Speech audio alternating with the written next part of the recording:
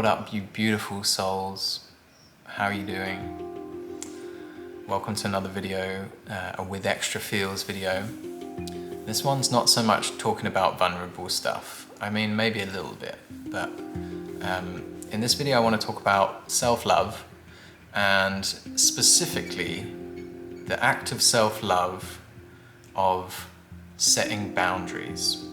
And this has completely changed my life. I was sitting in my meditation this morning and I was thinking, and I was asking, like, what should I talk about today in the video? I feel like I want to make a video, I want to communicate something that's been happening for me, something that's been, what's been having a huge impact in my life at the moment, that's meaning like things are going really smoothly for me. What is the key aspect of that? And the download that I got was like, talk about boundary setting. Talk about how that's making an impact in my life. And so here we are, talking about boundary setting. I'm just going to kind of freestyle it a little bit. So my experience with boundary setting, I had no idea what the fuck boundary setting was. And as someone who I have previously very much been a people pleaser. People pleasers, we like to keep other people happy, and we like to think that other people's happiness is our responsibility. It's not. I'm here to tell you that other people's happiness is their responsibility, not your responsibility. No matter what they tell you, we each have to take our own responsibility for the way we feel. So, people pleasers, when I was a people pleaser, and I still can be a people pleaser every now and then, I start to think that other people's happiness is my responsibility, and I will abandon myself. I will put what my needs are to one side in order to make you happy right now. And that's a typical trait of a sensitive, empathic person, especially someone who, like me, had this belief system that I was somehow selfish if I didn't just drop everything and help someone. And I've always had this deep knowing, deep throughout my whole life, that I have this ability to help people, to empathize and resonate with them. I can feel the pain that they're feeling. I'm a sensitive human. And that's such a gift now that I have awareness over it.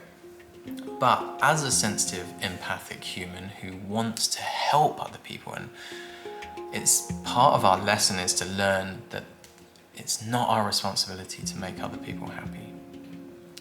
And the way we learn those lessons, of course, is by attracting people into our lives who then place their happiness in our hands as our responsibility.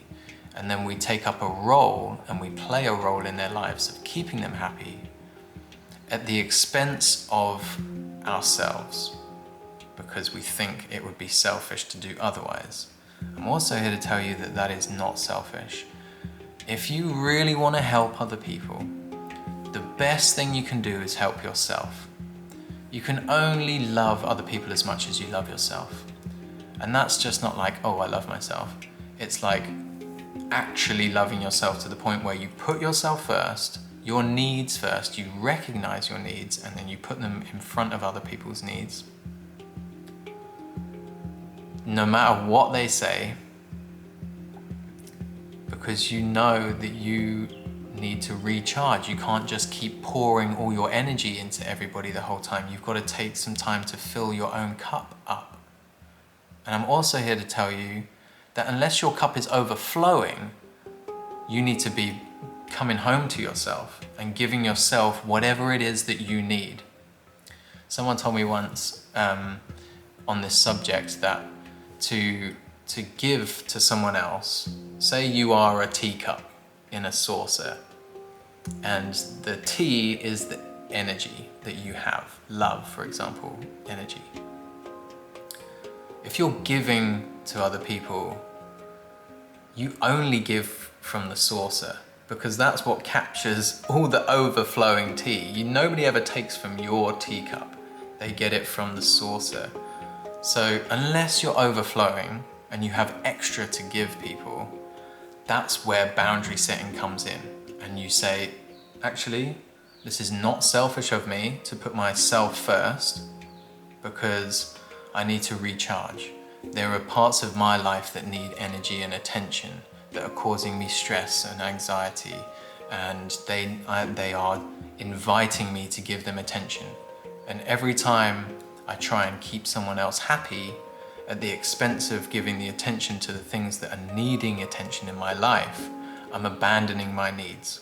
And in the long run, what I've found personally is that as I've given myself more attention and energy and love to myself and put myself first, and those parts of my life start improving, I'm a lot more relaxed, and actually I'm in a much better position to actually help people because I'm helping myself first.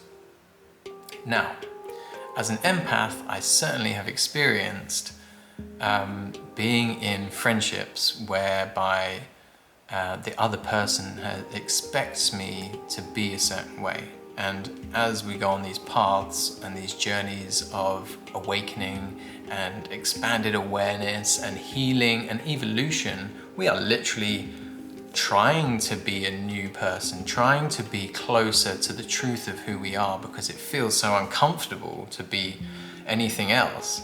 That's why we're shedding these layers and we're peeling back the onion to discover the truth of who we are, so that we can be that person and feel authentic in the way we show up, so that we don't have to pretend to be someone we're not.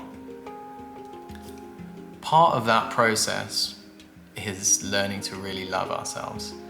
And part of that process for me has been to set my boundaries and recognize where in my life I am giving a lot and not actually receiving a lot back.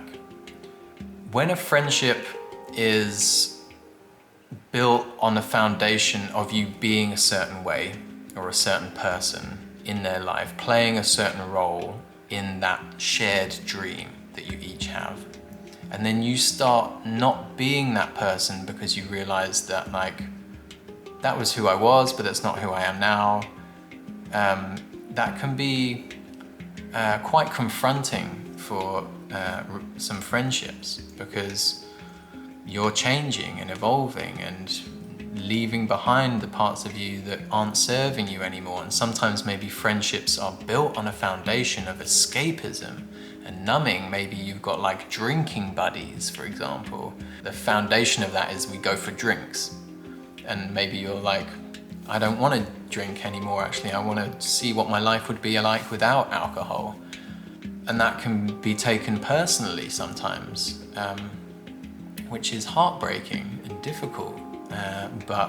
And you will be tested, your boundaries will be tested. So now you're setting a boundary and saying, yeah, we can hang out, but I don't want to drink and like drown out and numb out and pretend that life's great, when actually what's really coming up for me is that, like, I'm trying to heal these parts of my life instead of numb myself from them.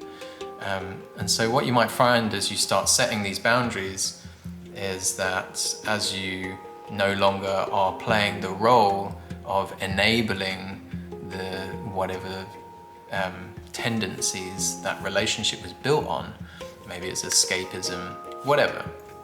Maybe it's just like talking down about people and being like gossiping about people, and you just find actually after a while I'm feeling quite drained every time I'm in these kinds of conversations. And it's not a judgmental thing, it's not to be taken personally. It's like you can go and be whoever you want and talk about people however you want. You have free will to go, and it's just not for me anymore because I'm putting myself first now, and my energy is the most important thing to me. How much energy I have for my life and my relationships and my family and my community.